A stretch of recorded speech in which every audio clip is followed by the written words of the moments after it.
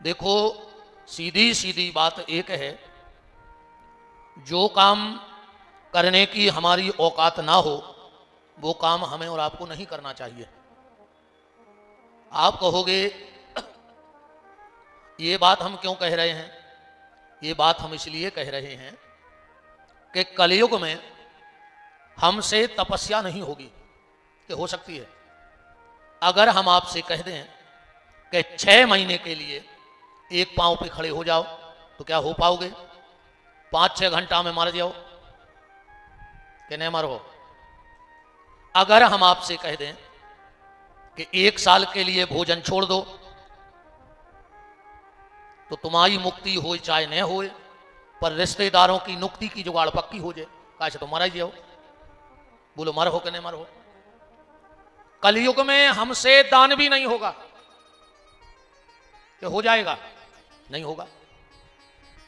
कलयुग में तपस्या करने की हमारी औकात नहीं है। कलयुग में व्रत करने की हमारी औकात नहीं है। कलयुग में दान करने की हमारी औकात नहीं है। कलयुग में सिर्फ एक साधन है जो हम और आप कर सकते हैं, वो है भगवान का नाम। भगवान का नाम हम कलयुग में ले सकते हैं। इसीलिए गोस्वामी तुलसी बाबा ने कहा कि यह कलिकाल ना साधन दूजा।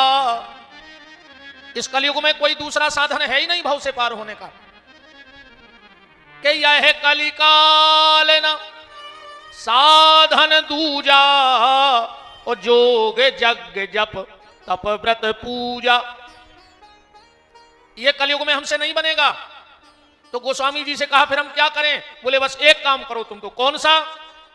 राम ही सुमरिए, राम जी का ध्यान करो, और राम ही गावी, राम का ध्यान करो, राम जी का नाम जपो। और इतना ना हो पाए तो फिर गोस्वामी जी ने कहा बिल्कुल सरल उपाय है।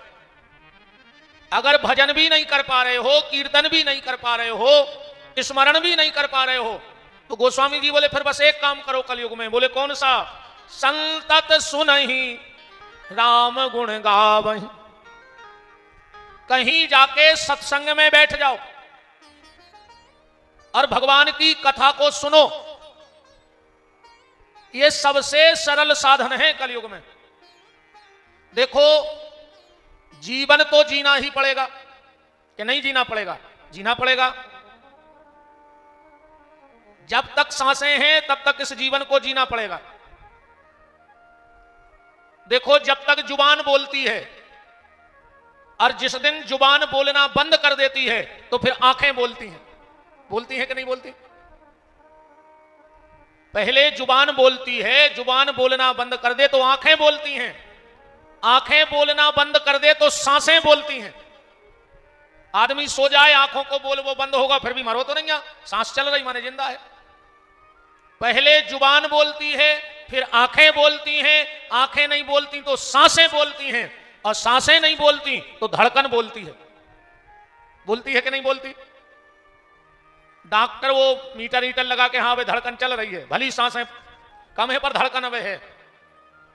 तो जुबान बोलती है, जुबान नहीं बोलती तो आंखें बोलती हैं, आंखें नहीं बोलती तो सांसें बोलती हैं, सांसें नहीं बोलती तो धड़कन बोलती है, और जब धड़कन नहीं बोलती तो फिर डॉक्टर बोलता है आई एम सॉरी। बोलता है कि नहीं? फिर आखिरी में डॉक्टर बोलता है आई एम सॉरी। अब धड़कन ही नहीं बोल रही तो ले जाओ, किस काम के बचे? तो जीवन तो जीना है, पर एक बात से गणना करना, कपड़ा चूहा भी काटता है और कपड़ा दर्जी भी काटता है। काटता है कि नहीं काटता? कपड़ा चूहा भी काटता है और कपड़ा दर्जी भी काटता है, पर दोनों में अंतर है। जब कपड़े को चूहा काटता है तो कपड़े का बंटा झाड़ कर देता है, पर जब दर्जी उस कपड़े को काटता है तो उसका उद्धार कर देता है। करता है कि नहीं करता है? तो जीवन हमें भी काटना है, तो फिर हम इस जीवन को चूहे की तरह ना काटें। देखो, या तो जीवन का तमाशा बनेगा, बनेगा कि नहीं बनेगा? या तो जीवन का तमाशा बनेगा, या जीवन का तीर्थ बनेगा। हाथ आपके है कि आपको क्या बनाना है। इस जीवन को तीर्थ बनाना है कि तमाशा बनाना है। जीवन तुम्हें ढंग का जीना है कि ढोंग का जीना है, यह तुम्हारे हाथ में है। आज की चर्चा और आज की जो कथा है वो कथा परीक्षित और सुखदेव जी का संवाद है। आज सृष्टि की उत्पत्ति की कथा है। आज का जो विषय रहेगा कथा का वो सृष्टि की उत्पत्ति है।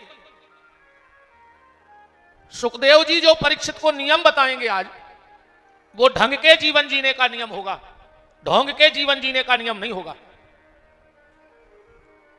आज की एक एक बात आज अमृत भी होगा और कथामृत भी होगा, क्योंकि जैसे ही सुखदेव जी आएंगे और देवता पहुंच जाते हैं अमृत का घट लेकर के। देवताओं ने अमृत का घट सुखदेव जी के सामने रख दिया और कहा कि भगवान, ये जो समुद्र का निकला हुआ अमृत है इसे राजा परीक्षित को पिला दो जिसमें वो अमर हो जाए, और जो कथा का अमृत है वो हम लोगों को पिला दो। सुखदेव जी ने कहा यह फैसला तो परीक्षित करेगा कि उसे समुद्र का निकला हुआ अमृत पीना है कि भागवत अमृत को पीना है। यह फैसला किसके हाथ में है? परीक्षित के। सुखदेव जी ने कहा परीक्षित बताओ तुम्हें कौन सा अमृत पीना है, कथामृत पीना है कि समुद्र से निकला हुआ अमृत पीना है? सुखदेव जी ने कहा, तो परीक्षित जी बोले कि भगवान, जब मैंने अपना सर्वस्व आपके चरणों में निछावर कर दिया है तो अब आप बताओ कि इन दोनों में अंतर कितना है, कथामृत में और समुद्र के निकले अमृत में फर्क कितना है? सुखदेव जी कहते हैं राजन, अगर समुद्र का निकला हुआ अमृत पी लिया तो दीर्घजीवी हो जाओगे और कथामृत पी लिया तो दिव्यजीवी हो जाओगे। परीक्षित, अगर समुद्र का निकला हुआ अमृत तूने पी लिया तो अमरत्व को प्राप्त हो जाओगे, और अगर कथा के अमृत को पी लिया तो अभयत्व को प्राप्त हो जाओगे। अब बताओ तुम्हें क्या करना है? परीक्षित जी बोले भगवान, आप हमें यह बताओ कि अमरत्व में और अभयत्व में क्या अंतर है, दीर्घजीवी में और दिव्यजीवी में क्या अंतर है? सुखदेव जी बोले सुनो राजन, अमरत्व और अभयत्व में यह अंतर है और दीर्घजीवी और दिव्यजीवी में यह अंतर है। देवता अमरत्व को तो प्राप्त हो गए पर अभयत्व को प्राप्त नहीं हुए। देवताओं ने समुद्र मंथन का अमृत निकला और पी लिया, अमर तो हो गए, पर जब भी कोई दैत्य उन पे हमला करता है, आक्रमण करता है, तो वो जाके गुफाओं में छुप जाते हैं। मरने का डर उनको आज भी है। संसारी को मरने का डर होता है पर साधक को मरने का डर नहीं होता। इसलिए कबीरदास जी ने बड़ी प्यारी बात कही कि मरने से या जग डरे। कबीरदास जी कह रहे जी डर लगा थो मरवे से डरात रहो, मरवे से या जग डरे मोरे मन आनंद, मरने पर ही पाऊंगा मैं तो पूर्ण परमानंद। जब मरूंगा तभी तो उससे मिलूंगा। तो अमरत्व और अभयत्व, अच्छा दीर्घजीवी और दिव्यजीवी में क्या अंतर है? आदमी को यह नहीं सोचना चाहिए कि हम कितना जिए, ये कभी मत सोचो कि हम कितना जिए, ये सोचो हम जितना भी जिए वो कैसे जिए।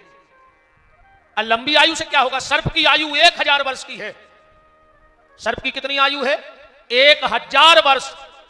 अच्छा सांप अब ही मर जाए अपन का नुकसान है, और सांप 1000 की जगह 2000 साल जिंदा रह जाए तो समाज को क्या फायदा है? जिंदा रहे भी बताओ। मर भी जाए तो नुकसान नहीं और जिंदा भी रहे तो फायदा नहीं। हालांकि आजकल तो बड़ी दिक्कत बन गई है। एक सांप ने एक आदमी को डसा, एक सांप ने एक आदमी को डसा। सांप तो सुरक्षित है, आदमी तो सुरक्षित है, सांप चल बसा। अब सांपों ने शहर में वो बंद कर दो, नाक पांच में हुक्म दिखाने लगे। ऐसे हर घर में सांप बैठे, अब तो फन फुलू नहीं बैठे। आदमी आदमी को काट रहा हो, काट रहा है कि नहीं काट रहा है? आदमी आदमी को काट रहा है। अब सांपों की जरूरत ही नहीं बची, कोई जरूरत नहीं अब सर्पों की, आदमी ही काफी है एक दूसरे को काटने के लिए। तो व्यक्ति को यह नहीं सोचना चाहिए कि हम कितना जिए, आदमी को यह सोचना चाहिए हम जितना भी जिए तो क्या हमारे द्वारा कोई अच्छा काम हुआ। वो जिंदगी है जिंदगी जो जिंदगी हो काम की, वो जिंदगी क्या जिंदगी जो रह जाए खाली नाम की। कोई मतलब नहीं ऐसी जिंदगी से। तो आज की जो कथा है वो यही है कि तुम्हारा जीवन तीर्थ बनता है कि तमाशा बनता है, ये फैसला तुम्हारे हाथ में है। देखो आज एक सुंदर भाव से हम अब कथा को निकालते हैं। परीक्षित को गंगा के घाट पर श्री सुखदेव जी से मिलाते हैं।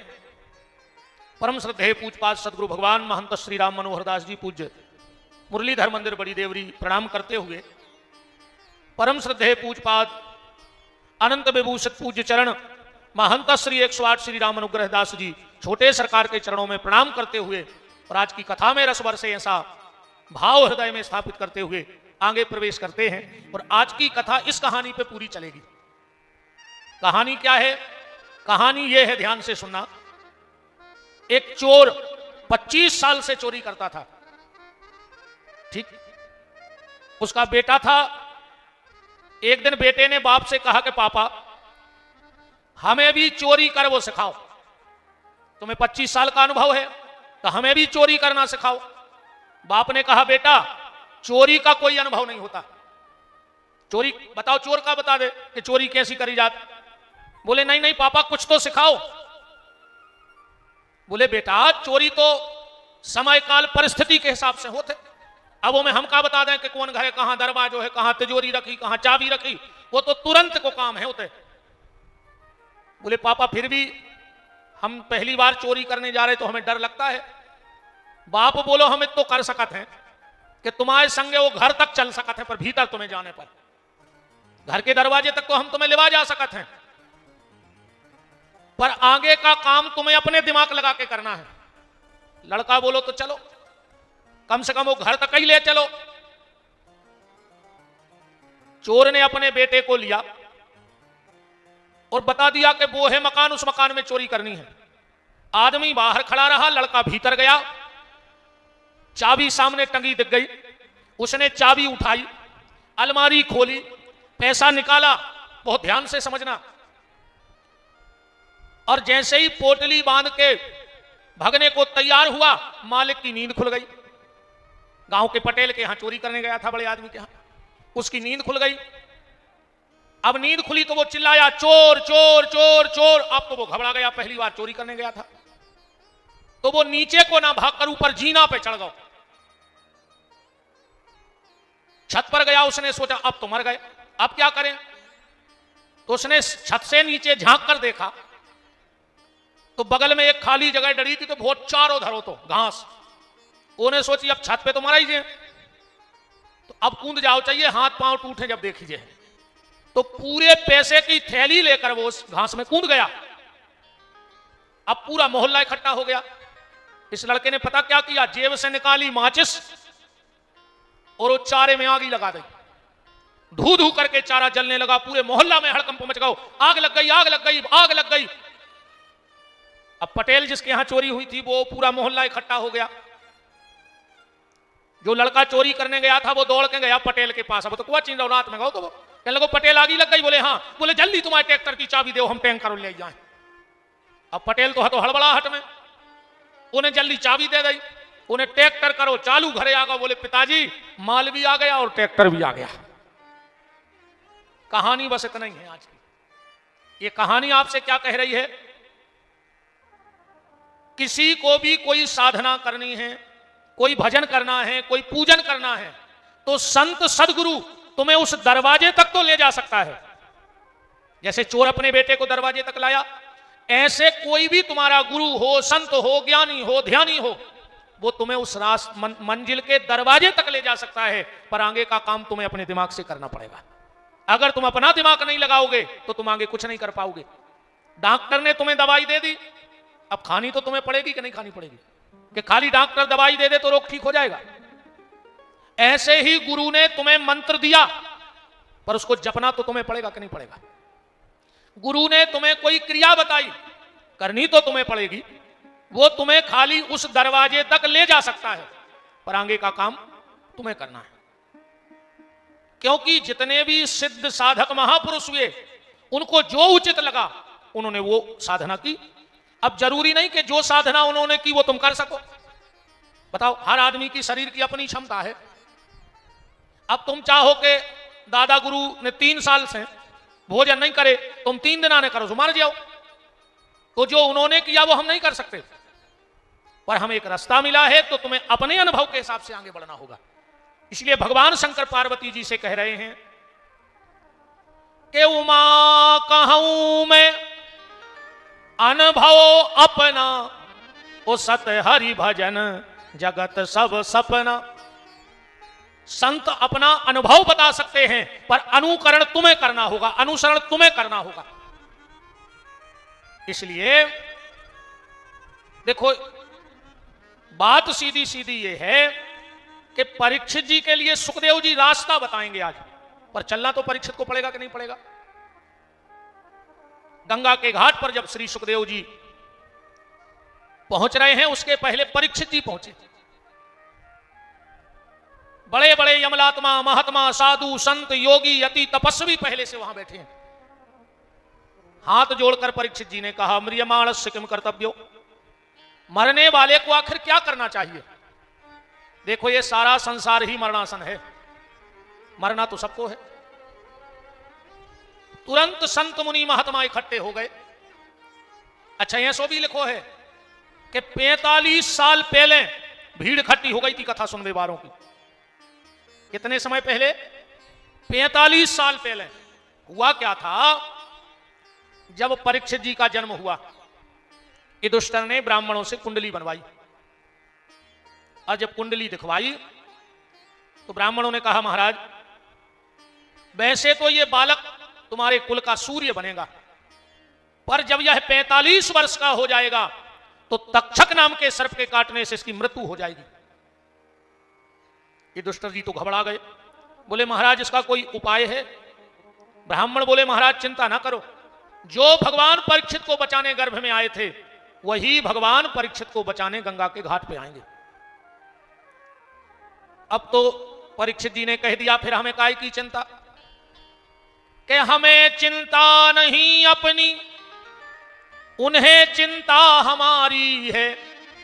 हमारी जान का रक्षक तो चक्र सुदर्शनधारी है। ये बात कानों कान खबर फैल गई, और जाकर के बड़े बड़े ऋषि मुनि महात्माओं को पता लग गया कि 45 साल बाद भगवान प्रकट होंगे गंगा के घाट पे। तो जो बड़े बड़े यमलात्मा, महात्मा, साधु, संत, योगी, यति, तपस्वी कंदराओं में छुपे बैठे थे, वो निकल निकल करके गंगा के घाट पे आ गए। बोले क्यों? बोले हमें भगवान मिले चाहे न मिले, पर परीक्षित के लिए तो आएंगे, तो परीक्षित के साथ साथ हम सबको भगवान के दर्शन का सौभाग्य मिल जाएगा। इसलिए 45 साल पहले भीड़ इकट्ठी हो गई थी गंगा के घाट पे। जो परीक्षित ने देखा, हाथ जोड़कर कहा, कौन कहता है कि ब्राह्मण बालक ने हमें श्राप दिया है? ना ब्राह्मण बालक हमें श्राप देता, ना मेरा घर छूटता, और ना आप जैसे संतों का मुझे दर्शन होता। रही बात मौत की, वो तो आएगी, आज नहीं तो कल, कल नहीं तो परसों, और परसों नहीं तो बरसों के बाद तो मरना ही मरना है। और परीक्षित ने एक बात और कही कि दुनिया में कोई व्यक्ति ये नहीं कह सकता कि हम अमर हैं, पर ये परीक्षित कह रहा है कि हम 7 दिन के लिए अमर हो गए, क्योंकि ब्राह्मण बालक का श्राप मिथ्या हो नहीं सकता। तो अब जा तो गारंटी है कि हम 7 दिन के पहले नहीं मर रहे, तो मुझे मरने का डर नहीं है। बस इतना बता दो कि मरने वाले को क्या करना चाहिए। तुरंत आपातकालीन मीटिंग बैठ गई, पर कोई पक्का निश्चय नहीं हो पा रहा था। उसी समय भागवत जी में लिखा है कि तत्रा भवत भगवान व्यास पुत्रो अलिक्षलिंगो निजलाभ तुष्टई स्त्री पुरुष भेद रहिता 2 अष्ट वर्षा। सुखदेव जी की उम्र कितनी है? 2 अष्ट वर्षा। 8 दूनी 16 साल के हैं श्री सुखदेव जी। व्यास जी से कहा सीधा 16 साल क्यों नहीं लिखा, सीधा 16 साल क्यों नहीं लिखा। अगर कोई से पूछो कै साल के हो गए, मान के चलो हमसे पूछो कै साल के, वो हम कहते हैं 22 दूनी 44 साल के हो गए आज हम। आज तिथि के हिसाब से हमारा जन्मदिन है, हम संतान सप्तमी कोई हमारा जन्म हुआ था, और संयोग देखो शनिवार के दिन ही संतान सप्तमी थी।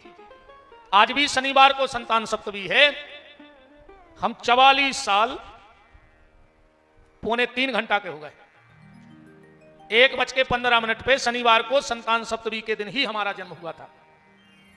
और तिथि के हिसाब से आज, और तारीख के हिसाब से 5 सितंबर शिक्षक दिवस के दिन पड़ता है। 5 सितंबर को नहीं, हमने ऐसे नहीं कही कि माला पेराव जन्मदिन है।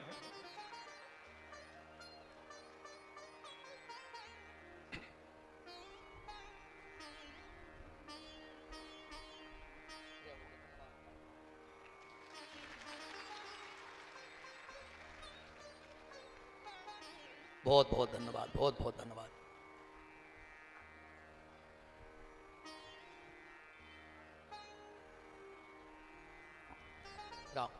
वजन सी पड़ रही है आज का ना, वजन खिंच रहा है गलो।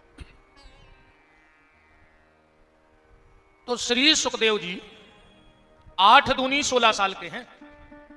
सीधा 16 साल क्यों नहीं लिखा। व्यास जी से पूछा सीधा 16 साल लिख देते तो क्या दिक्कत हो जाती। व्यास जी बोले सुनो, 16 साल के लड़के में आ जाते हैं विकार,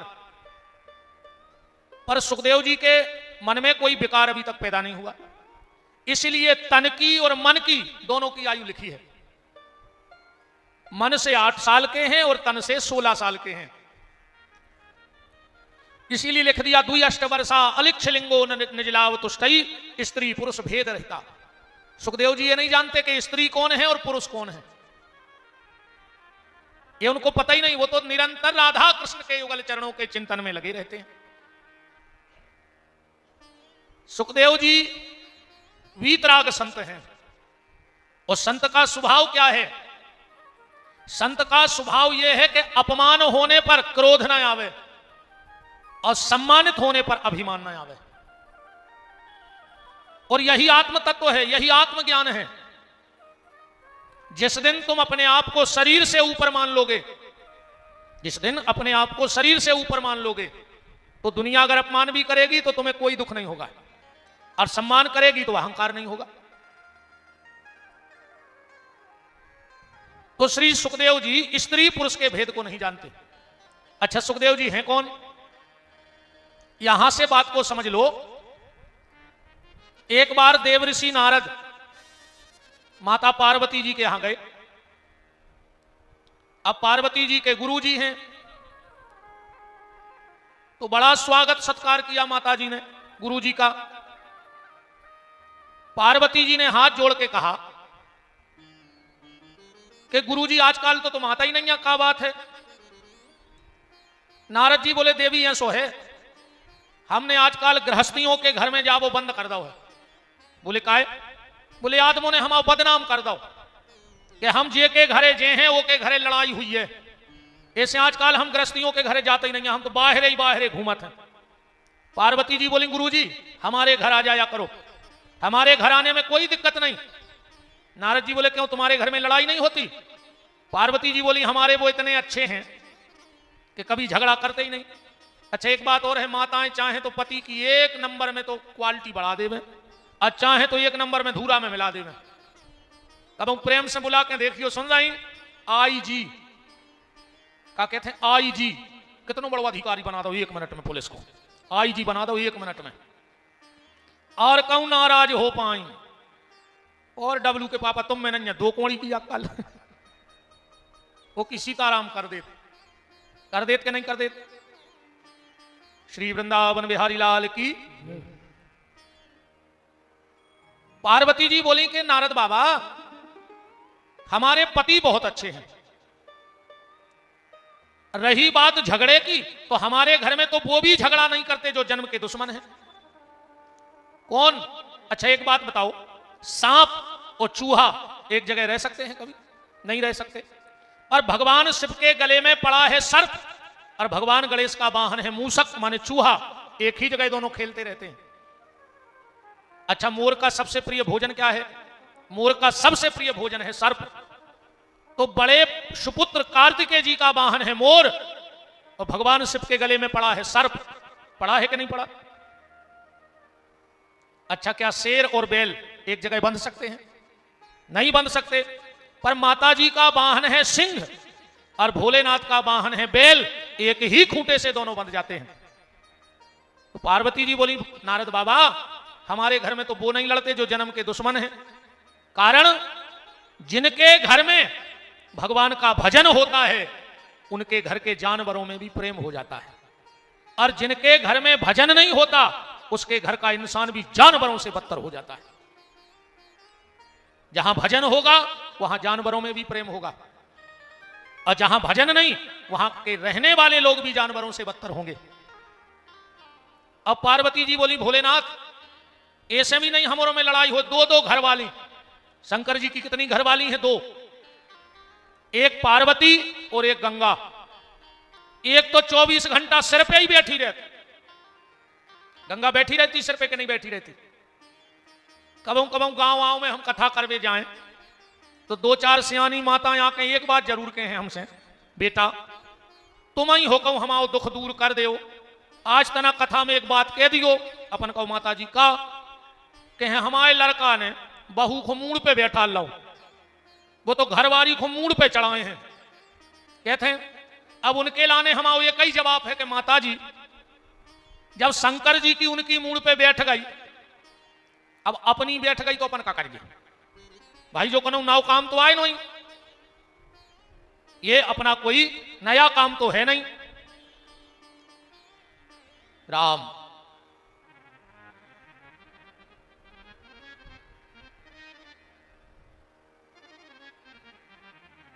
हम काहे इतने पढ़े लिखे हैं नहीं, हम तन्नक चूक गए तो गए काम से,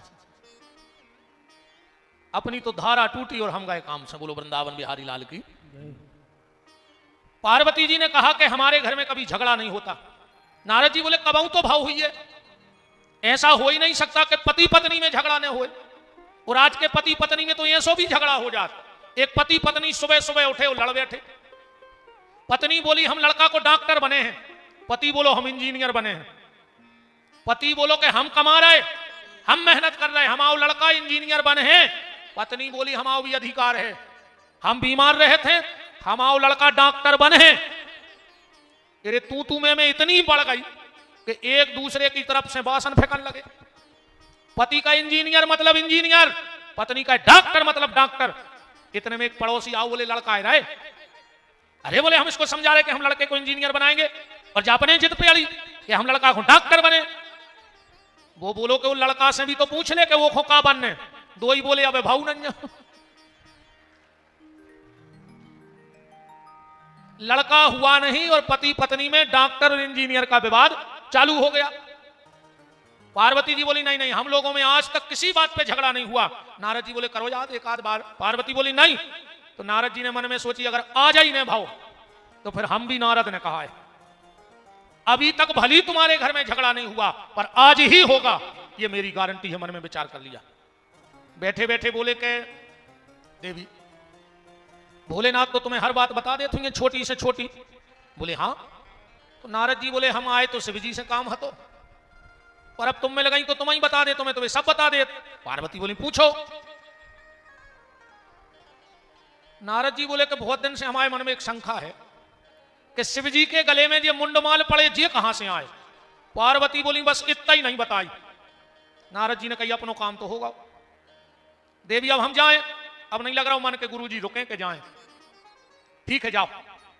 नारद जी ये रास्ता से गए और ये रास्ता से भोलेनाथ आ गए। देवी पार्वती बोली उतना खड़े हो जाओ। शिव जी बोले देवी ऐसी तो तुम आज तक नहीं बोली हमसे, करो ये बातें छोड़ो, ये बताओ तुम्हारे गले में ये मुंडमाल कहां से आए। शंकर जी बोले सही बताइयो। नारद आओ तो क्या आज। पार्वती बोली तुम्हें कैसे पता। बोले आओ तो। बोले अब भाई गए बैठे बैठे। शंकर जी समझ गए कि लगा लोग हर घर में। देवी वो नारद के चक्कर में न पड़ो, तुम गुरु जी के खिलाफ ने बोलियो। आप तो जा बताओ कि ये मुंडमाल आए कहां से। शंकर जी ने सोची कर रही जमा गौरे वो तो देवी, ये इतना विवाद का विषय नहीं है। बात यह है कि हम तुमसे बड़ा प्रेम करते हैं और तुम जितनी बार मरी हमने तुम्हारी गर्दन काट के माला में पहन ली। पार्वती ने गिनी 108, हम 108 बार मर गए। शिव जी बोले हाँ। और पार्वती बोली तुम भी यही बने रहे, हम ही मरत रहे अकेले, तुम्हें कछू ने भाव। शिव जी बोले देवी हम ऐसी कथा जानते हैं कि हम कभी मरेंगे ही नहीं। पार्वती बोली हम तो जानते तुम भोले आओ, तुम तो महाकपटिया धरे। शिव जी बोले मतलब? बोले जब तुम ऐसी दवा जानते थे तो वो दवा हमें क्यों नहीं पिलाई, बार बार मरवे को चक्कर ही खत्म हो जाए। शिव जी बोले दवाई पीने हैं? बोले हाँ पिलाओ।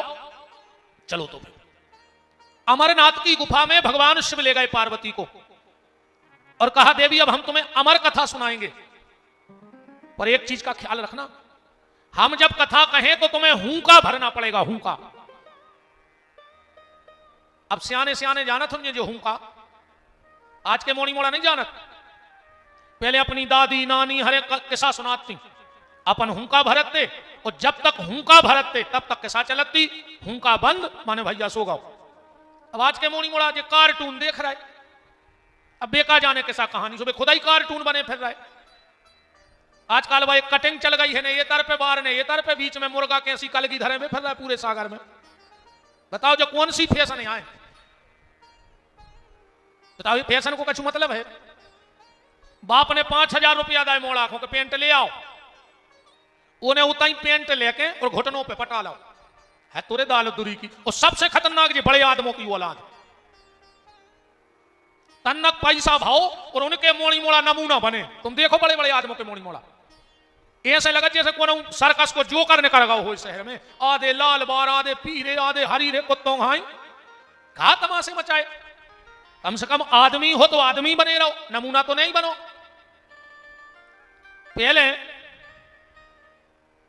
पहले अपन सवेरे उठ के अच्छी चाय से रोटी खाते खाते, केव जनों ने खाई होंगे चाय से रोटी, सुबह ताकत आज भी है।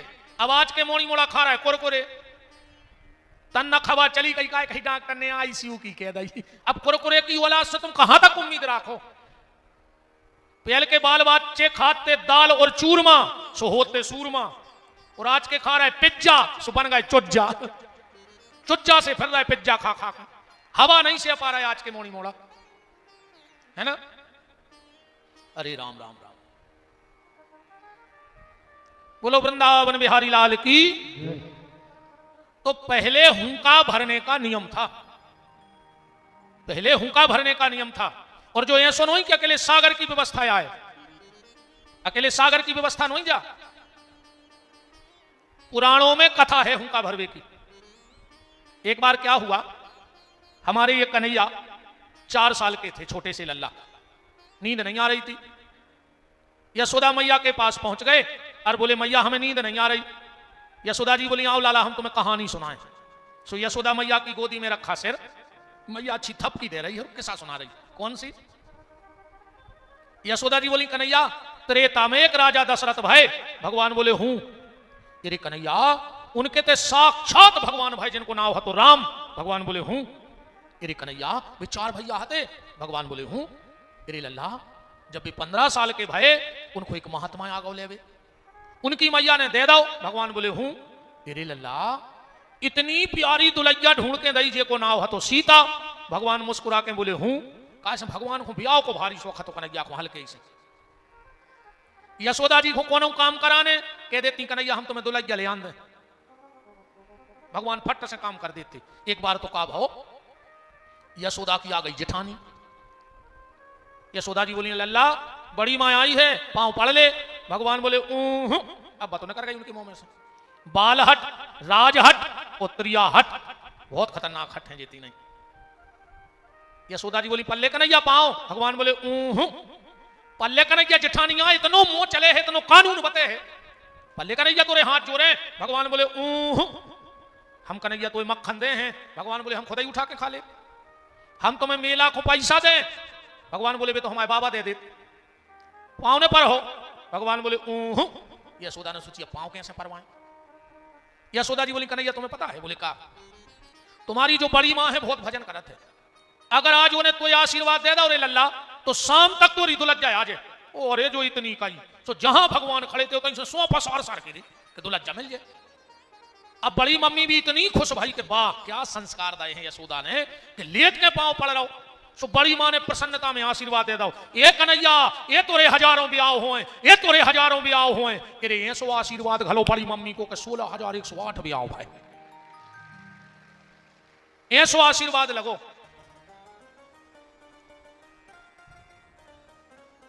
यशोदा जी बोली कन्हैया उनकी मां थी कैकई उन्होंने राम जी को वन भेज दिया। भगवान बोले हूं मेरे कन्हैया। जैसे ही वो पंचवटी में पहुंचे एक रावण नाम का राक्षस आया और उनकी प्राण वल्लभा जानकी का हरण करके ले गया और जो इतनी कई सो गोदी में तो लेटे ही थे बिल्कुल सांप भाई पूंछ पे खड़े हो गए भगवान और दोनों भुजा उठा के बोले लक्ष्मण उठा मेरा धनुष बाण देख वो तेरी भाभी को ले जा रहा है। यशोदा जी बोली दारी के का पागल हो गओ हम किसाया सुना रहे। भगवान बोले मैया मैं ही राम हूं। बगल में सो रहे थे दाऊ। यशोदा जी ने जगह उठ के दाऊ जो पागल हो गओ कह रहा हम राम आए। सो बलराम को भी खबर आ गई कहने लगे मैया मैं लक्ष्मण हूं। यशोदा जी बोली भगवान पूरे देवता मोरे ही घरे पैदा भाई जो कह रहा हम राम जो कह रहा हम लक्ष्मण अब ये को बापा है उसके हम दशरथ आए हम समझ गए कन्हैया। भगवान बोले क्या गांव में कहूं राम जीला भाई हुज्जे आज तुम होकर गया सो तुम्हें बनाओ हुज्जे राम और जो दाऊ है गोरो सो को बनाओ हुए लक्ष्मण। तुम उतेसे तो मिट के आ गए पर तुम्हारे जो भूत नहीं उतर रहा है बेटा। तो ये हुंका भरने की परंपरा हमारे यहां शास्त्र में भी है। भगवान शंकर कथा कह रहे थे और पार्वती जी हुंका भर रही थी। जैसे ही 9वें स्कंद की कथा आई भागवत जी की और पार्वती जी की नींद लग गई। कारण क्योंकि भागवत जी का जो 9वां स्कंद है वो में सिर्फ ये कथाएं हैं कि कौन राजा के कितने लड़का भाई कौन को कैसो वंश चलो। पार्वती जी की नींद लग गई। अब ये कथा से एक बात और सुनियो शंकर जी से अच्छो वक्ता तो दुनिया में हो नहीं सकत और पार्वती से बड़ी श्रोता नहीं हो सकत पर शंकर जी ने कथा ही कथा कही तो पार्वती की नींद लग गई। आज कहूं कथा ही कथा कह दे में तो 10-20 घंटे खा जाए। जब पार्वती नहीं सुन पाई सीधी कथा अब आदमी कहते महाराज तुम बीच बीच में चुटकला मार दे। अब क्या करें दद्दा हम कहूं पन्ना खोल के पढ़ने लगे तो कहो उपाध्याय जी तक खुद ही चले जाए फैक्ट्री को हिसाब कर के आरती में आ रहे हो तुम्हारों की तो छोड़ दे कहो जजमान तक कहते हुए कि हम हिसाब करके आउते जो ना तुम बाँच ली जो आरती में हमारे घर भर के पक्के कहा है। देखो सीधी बात एक सुन लो कथा में दृष्टांत और सिद्धांत बहुत जरूरी है क्योंकि अगर सार को समझना है तो सिद्धांत को समझना है तो दृष्टांत जरूरी है वरना समझ में आने वाला नहीं है। अब एक उदाहरण जो भी देख लो बच्चों की जितनी दवाई होती है छोटे छोटे बच्चों की जितनी दवाई होगी उसमें दवाई कम और मिठाई ज्यादा होती है। सीरा में दही जाता है वो मिठाई के चक्कर में वो बच्चा दवाई चाट लेवे और तुम जबरदस्ती कड़वी दवाई पिलवाई दे हो सो वो उल्टी कर दे। तो हम इतने बड़े आप लोग हो सकते हो हम इतने बड़े ज्ञानी तो है नहीं कि सिद्धांत ही सिद्धांत समझ जाएं या वेदांत ही वेदांत पी जाएं। तो हम भी रे भैया हंसी मजाक की चाशनी में राम नाम को रस मिलाया प्यारा आदमी को कैसऊ तो पी ले बैठ के थे कैसऊ तो एक शब्द कानों में चलो जाए क्योंकि अर्थ और व्यर्थ दोनों जरूरी हैं। अगर व्यर्थ नहीं होगा तो अर्थ नहीं बचेगा व्यर्थ नहीं होगा तो अर्थ नहीं बचेगा। इसलिए अर्थ को बचाने के लिए हम लोगों को कुछ व्यर्थ की बातें भी करनी पड़ती हैं। अच्छा अर्थ नहीं व्यर्थ नहीं होगा तो अर्थ नहीं बचेगा ऐसे समझ लो जैसे बाजार से तुमने केला लाए ठीक अब केला आए अर्थ और छिलका आए व्यर्थ। अब छिलका को तो कुछ काम है नहीं वो मैं कहे घरे ले आने के भी छिलका फेंका ही दे हो खे हो तो है ना। तो जब दुकान से तुमने केला लाए तो तई छिलका काय नहीं फेंक दो इतनी वजन काय ले आए वो तई फेंक देते छील छील के जैसे घरे फेंकने ऐसे उतने फेंक दो। पर अगर तुम छिलका वहां फेंक देते तो क्या केला घर तक सुरक्षित आ जाता नहीं आता हलवा बन जाता। इसीलिए जैसे केले को छिलके ने बचा रखा है ऐसे ही अर्थ को भी हम लोग कुछ व्यर्थ का मसाला लगा करके उस अर्थ को आप तक भेज देते हैं। 10वें स्कंद में भगवान का जन्म हुआ। पार्वती तो सो रही थी शंकर जी ने जय बोली बोलो आनंद कंद भगवान की जय हो। तुम्हारे भी सो गए थे का जे नहीं बोली, चलो सोले का छुड़िया। राम, पार्वती जी की नींद खुली। भोलेनाथ, उस राजा के बेटे का क्या हुआ? शंकर जी बोले बात तो सवेरे की कथा आए। पार्वती बोली क्षमा कर दे, हमारी नींद लग गई थी। तो ये हुंका कौन भरता रहा? भगवान शंकर ने उठाया त्रिशूल और फेंक दिया। आगे आगे तोता, एक तोता हुंका भर रहा था, अब पीछे पीछे त्रिशूल। सुबह सुबह का वक्त था। सांप्राय आश्रम बद्रीनाथ में श्री कृष्ण द्वैपायन वेदव्यास की पत्नी, जिनका नाम था देवी बिटिका, उनको आई जमाई और तोता उनके गर्भ में प्रवेश कर गया। त्रिशूल लौट के आ गया। बोले भोलेनाथ, वो तो बिटिका के गर्भ में चले गए। सुबह सुबह भगवान शिव पहुंचे। व्यास जी उठ के ही आ रहे थे आश्रम से बाहर। अरे भोलेनाथ आप? शिव जी बोले हमारे घर में चोरी हो गई। व्यास जी हंसने लगे। शंकर जी बोले यार हम चोरी की सुना रहे, तुम हंस रहे। व्यास जी बोले पहले जा बताओ कि तुम्हारा घर कहां है, फिर हम सुने हैं कि चोरी भाई। बोले हमारी अमर कथा चोरी हो गई। व्यास जी बोले उस अमर कथा का प्रभाव क्या है?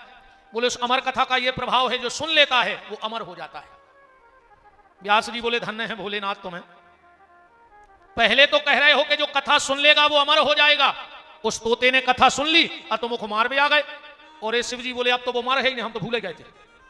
व्यास जी ने कहा धन्य रे भोलेनाथ, धन्य है तुम्हें। कितने भोले हैं हमारे शिव जी, कितने भोले भोलेनाथ हैं। एक बार ब्रह्मा जी ने पूछा कि भोलेनाथ तुम्हारे घरे को मांग वे आउट है और तुम पट्ट से उठा के दे दे, आगे पीछे की सोचता ही नहीं है। किसी ने कुछ मांगा और आपने दिया। तो शंकर जी बोले तुम्हें क्या दिक्कत है, लगत हमारे घर से जा रही, तुम्हें क्या दिक्कत है? ब्रह्मा जी बोले हमें दिक्कत नहीं है, तुम्हारी को दिक्कत बनत है। फिर बोले कैसी? बोले भस्मासुर आया वरदान मांगने, आपने कह दिया तथास्तु। उसने वरदान मांगा कि हम जिसके सिर पे हाथ रखें वो भस्म हो जाए, आपने कह दिया तथास्तु, वो तुम्हारे पीछे पड़ गओ। तो देवे वरदान देवे के पहले सोच लाएंगे, वरदान देने के पहले सोच लिया करो। शिव जी का जवाब सुनना। शिव जी बोले सुनो ब्रह्मा, अगर हम लेवे देवे में सोचन लगे तो फिर हमसे को भोले के है ही काय को। यही से तो आदमी हमसे भोले के, ने हम आगे की सोचें ने हम पीछे की सोचें। तुम्हारा काम बन जाए, हमारा जो होगा सो हम देख लेंगे। ऐसे हैं भोलेनाथ। आप जितने भी लोग बैठे हो, हम कहे तो भागवत की कथा रहे हैं, पर इन तीन बातों पे विशेष ध्यान से सुन लो। शिव जी की पूजा के संबंध में, भगवान शिव की पूजा में कभी ये गलती मत करना। कौन सी गलती? चाहे आप शिव जी को जल चढ़ाने जाओ, चाहे शिव जी के मंदिर में दर्शन करने जाओ, चाहे कभी रुद्री बनाओ, चाहे शिव चालीसा का पाठ करो, चाहे शिव अभिषेक करो, पर कभी भी सिर पे कपड़ा बांध करके भगवान शिव की आराधना नहीं करनी चाहिए। जो व्यक्ति सिर पे कपड़ा डाल करके शिव जी की आराधना करता है, उसकी संतान उसके कुल को कलंक लगाने वाली हो जाती है। और ये कोई कोरी काल्पनिक बातें हैं नहीं व्यास गद्दी से। आप पेन कागज निकाल लो, हम आपको बिल्कुल श्लोक संख्या तक बताए देते हैं शिव पुराण की। और कल देखना अगर ना मिले तो कल ही मंच पे ग्रंथ लाना कि गुरुजी तुमने झूठ बोला है। ऐसा नहीं लिखा शिव महापुराण में। शिव महापुराण के महत्तम के अध्याय नंबर 6 के श्लोक नंबर 43 में ऐसा लिखो है। अध्याय नंबर 6 और श्लोक नंबर 43 में लिखा है कि जो व्यक्ति भगवान शिव की पूजा सिर पे कपड़ा डाल के करेगा, उसकी संतान उसके कुल को कलंक लगाने वाली हो जाएगी। पर जो नियम माता जी हरो नैया हाओ ना कल से बाढ़ के कहें अच्छी कथा भाई वे तो सही मोने ढांकत थी। अब पंडित जी और अच्छी चीज बता गए। तो जो आप और नियम नोई, माताओं को 4 जगह खाली सिर नहीं जाना चाहिए, विशेष करके सुहागन माताओं को 4 जगह कभी खाली सिर मत जाओ। सबसे पहले जिसके घर में मरग मौत हुई हो, अगर किसी के यहां बैठने जा रही हो 13 दिन तक भले मायके में जा रही हो पर सिर पे कपड़ा डाल के जाओ, वरना तुम्हारे पति को जीवन में भयंकर कष्ट भोगना पड़ेगा। दूसरा, जिसके यहां शोर सूतक हो 10 दिन तक, बाल बच्चों भाव होए, उसके घर में अगर जा रही हो तो सिर पे कपड़ा डाल के जाओ। जिस गुरु से तुमने दीक्षा ली हो, अगर वो गुरुदेव तुम्हारे सामने आ जाए तो तुरंत सिर पे दुपट्टा डाल लो। और भगवान की कथा में और भगवान के मंदिर में सुहागन नारी को खाली से नहीं जाओ चाहिए। अब इनो ढाक ले तना लग रही हो मन से ना हम पे लटके जाते हैं।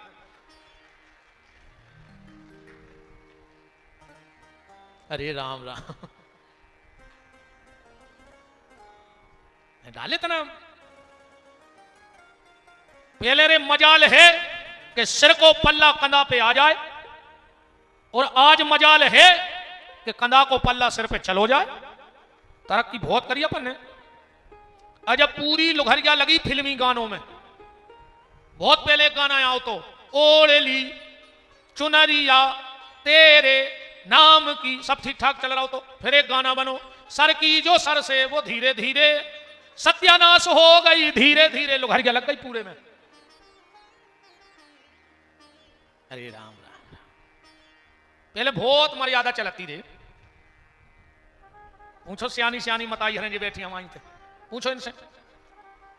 अगर पहले सुसर बैठो हो बहू निकरत नहीं थी, और निकलने पड़े तो बाल बच्चों से कह देती, दादा से कह दे मैं हो जाए हमें निकलने हैं, सो दादा उठ के माए चले गए, बहू निकल गई।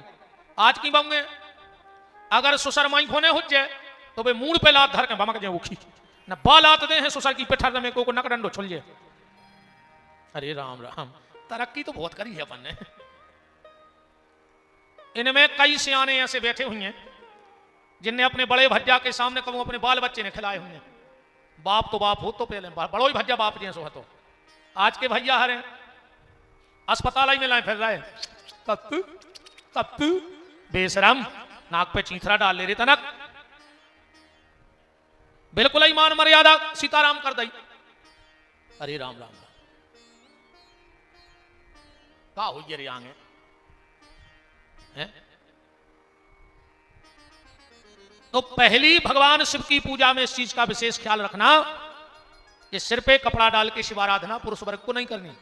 दूसरा, अब माताएं और पुरुष सब ध्यान से सुन लो, जितने भी लोग शिव जी को जल चढ़ाते हो, सीधा जल कभी भगवान शंकर की पिंडी पे नहीं चढ़ाना चाहिए। आदमी ने लोटा भरो और जाकर शंकर जी के ऊपर डाल दो, अपराध लगेगा। और यह भी कोई काल्पनिक बात नहीं है, आपसे पुराण पढ़ो, उसमें लिखा है बाण लिंगम च लोह लिंगे सिद्धलिंगे स्वयं भवी चंडिकारा अधिकारा भवेत। भगवान शिव की जो पिंडी है उसमें चंड का अधिकार होता है, बीच में चंड बैठा होता है, और जब जल की धार हम सीधी डालते हैं तो वो चंड के ऊपर गिरती है और चंड हमारी बुद्धि में बैठ जाता है। इसलिए इतनी पूजा पाठ करने के बाद भी बताओ घर में कछु सुधार हो रहा हो? पूरे साहुन तुम्हारों ने बेलपत्री नहीं बचन दी, अब जा बताओ कि सुधार कितने गए साहुन में? बताओ कहां सुधार भाव? मन धरो कारिया और पूज रही बारिया, घर को पूरा धागा लपेट दो बारिया में ले जाके, सुबह बारिया नहीं बढ़ पा रही, 3 फुट धागा लपटो हर बारिया पे, सुबह पेड़ और माई के माई गंगा से कह देगा। घर की सास प्यासी मर रही, वे शंकर जी धार वे चली गई। बताओ, घर की सास को पानी नहीं दे रही, माटी खंगी को ले आवे साउन भर से, वो कह रहा तुम तो पूरी जगह खोद ले और पूरे के धार दे बना के, उच्च नहीं होने तुम तो मूल पटक के मर जग जो। शंकर जी भी जाना था कि कितनी बड़ी कपटन धरी हो। देखो इन्होंने ने बजाई है थप्पड़ी, अब घरे जाके ध्यान रखियो इन्होंने को। वे देखने लगी अपने अपने के, हमारे तो नहीं बजा रहे ना हम बते हैं, वे जोर रहे पार्षद जी हाथ के, हम नहीं बजा रहे। मेरा हाथ जोड़ के निवेदन है, भगवान शंकर के मंदिर में 6 बजे की बजाय 5 बजे की बजाय 8 बजे चली जाना, पर अगर घर में बूढ़े सास ससुर बैठे हैं तो 1 लोटा जल भर के उनको दे देना। मैं वचन दे रहा हूं, भगवान शंकर तुम्हारे दर्शन करने तुम्हारे घर में आएंगे, तुम्हें भगवान शिव के मंदिर नहीं जाना पड़ेगा, भगवान शिव तुम्हारे दर्शन करेंगे। और ना तुम कछु कर लीजो, तुम तो कितना तीजा रहो, कितना कछु कर ले, पर अगर मन को मेल नहीं जा रहा हो तो कोई मतलब नहीं है। भगवान सब जानत है, आदमी भगवान को ठगरा और तो ठीक है। तो जब भी भगवान शिव के मंदिर में जल चढ़ाने जाओ, सबसे पहले 3 बार जल भगवान शिव की जलहरी पे चढ़ाना चाहिए। लोटा से 3 बार जल थोड़ो थोड़ो सो जलहरी पे चढ़ाओ, फिर एक के बाद भगवान शंकर की पिंडी पे जल चढ़ाओ।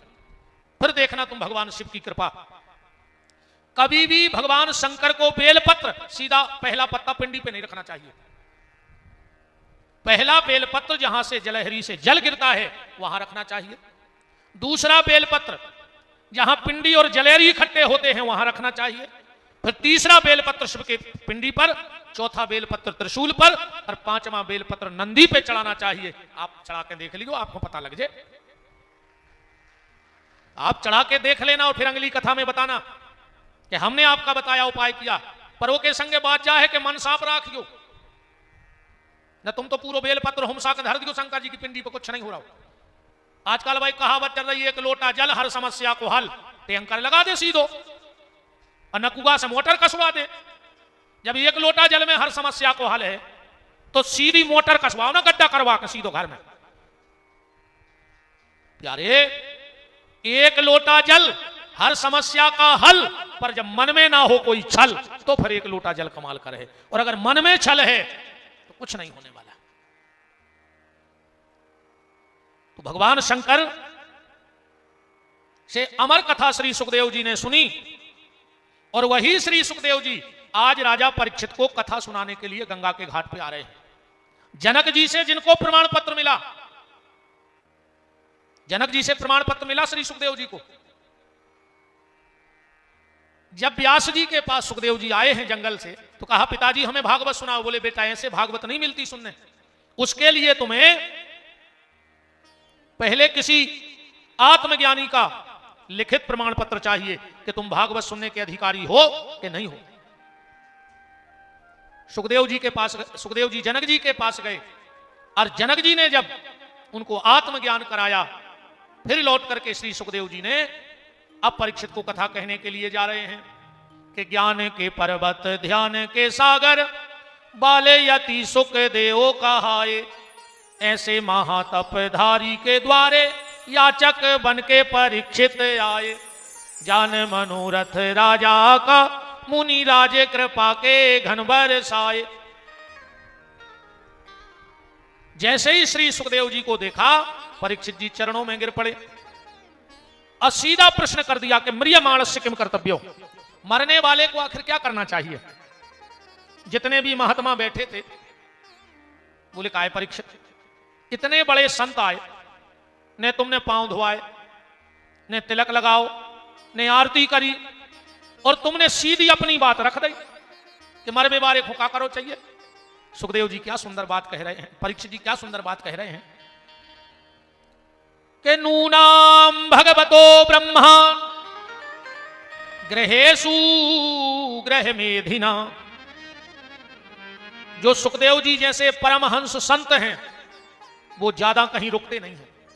कितना रुकते हैं? बोले ग्रहेषु ग्रह मेधिना, गैया को दोह करके दूध पी लिया जाए उससे ज्यादा परमहंस संत कहीं बैठे ही नहीं सके। परीक्षित जी बोले अब जा बताओ, हम इनके हाथ धुलाते, पांव धुलाते, आरती उतारते और इनको हो जातो समय, सूर्य उठ के चले जाते, हमारी बात अधूरी रह जाती। तो हमने सोचा पहले अपनी बात पूछ लें, फिर अगर टाइम मिले तो आरती पूजा हुई है। अब बात भी सही है भैया, अगर जीवन में कोई संत मिले तो उनसे व्यर्थ की बातें न करो। उनसे तो जा पूछ ले कि हमारे भजन में मन नहीं लग रहा, हम करें का, हम कैसे भगवत प्राप्ति करें। ऐसे दुनिया की बातें पूछवे तो दुनिया बैठी है। एक जने हाथ उठा के बता दो तुम्हारे रिश्तेदार ने आज तक तुम्हें फोन लगा के पूछी हो कि काय माला करत हो, काय रामायण पढ़त हो, मंदिर जात हो, पूछी उठा दे ईमानदारी से हाथ के। कोनो रिश्तेदार ने फोन लगा के कही हो कि काय भजन कब से नहीं करो, माला कब से नहीं करी? कोई नहीं पूछता। किसी ने पूछा तेरा परिवार कितना है, किसी ने पूछा तेरा मालो जार कितना है, पर किसी ने यह नहीं पूछा कि प्रभु से प्यार कितना है। ये तो कोई संत ही पूछेंगे कि भजन करते हो कि नहीं करते। ऐसे शास्त्र कहते कि 3 लोग अगर सो रहे हुए तो जगा दो चाहिए। 3 लोग सो रहे हो तो जगा दो, और 3 लोग अगर सो रहे हो तो चाहे तुम्हें ठंड में ठिठुरने पड़े, अपनी पल्ली उड़ा दियो इन 3 को, मानो जगा दो ने। कौन कौन? के सोता बा को जगाइए, जो करे हरि को जाप। अगर कोनो संत साधु महात्मा सो रहे हो तो जगा दे, कैसे वे उठ के का करें? भगवान को भजन करें। तो मान के चलो कोई संत 5 बजे सो के जगते हैं और तुमने जगा दो 4 बजे, अब वे माला लेके बैठ गए, तो 1 घंटा को भजन तुम आओ कहा, वो कैसे भी तो 5 बजे उठाते, तुमने 4 बजे उठाओ। संत, सिपाही और शिक्षक, अगर ड्यूटी पे सिपाही सो रहा हो तो जगा दो, स्कूल में अगर शिक्षक सो रहा है तो जगा दो, तुम्हें पाप नहीं लगेगा। और 3 अगर सो रहे हो तो सोन दो। कौन? शेर। अब जंगल में शेर सो रहा हो तुम होते हो न करो, अकाओ को हम तो जगे हैं, फिर तुम बचो, दबे पांव सरक ले होते से। सांप, बिल्कुल न परो, निकल ले दबे पांव। और तीसरो है शराबी, अगर दारू खोर की सुबह ने नींद लगी हो तो चुपचाप सोन दो, काय से वो उठ के सीधो कलारी खुदवर है, कहूं 10 बजे नो सोत रहो तो 2 पगुआ के बच रहा है सीधे। सोता बा को जगाइए, जो करे हरि को जाप, और ये तीनों सोते भले, शेर शराबी सांप, इनको सुन दो। अच्छा, दारुगा भी यार दारुगा ही होते हैं। हाँ, ये दारू को इतना मजा है, एक दारू धरी थी एक डिब्बा में, सो में एक चूहा गिर पड़ो, ध्यान से सुनियो, एक बरनी में शराब भरी तो में एक चूहा गिर पड़ो, जब इनके निकली बिलक गया।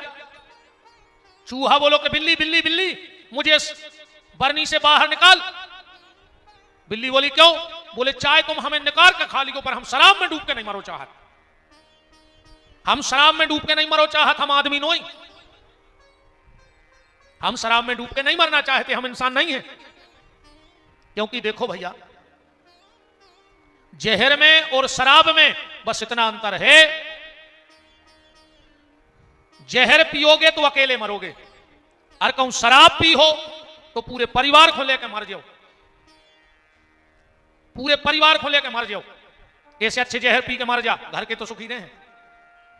आजकल की दोस्ती भी ऐसा ही चल गई। आजकल के दोस्त कहते हैं तुम्हें दोस्ती की कसम है, एक पेक तो ले नहीं पा रहे।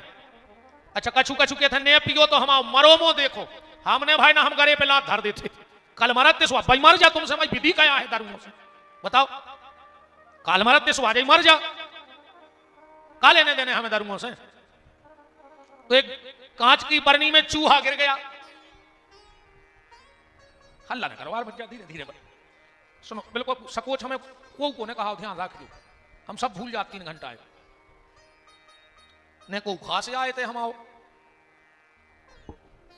भाई, अपने स्वभाव में नन्या के हमारे घरे आज जो, हम सो हैं तुम गाज जो, अपने बस की नन्या भाई सुनो तो हम चले आए, तुम कहो कि भगवान को सुनाओ सो हमारे घरे 2 छबला धारी, हम घर ही नहीं पढ़ाते रहते बैठे बैठे।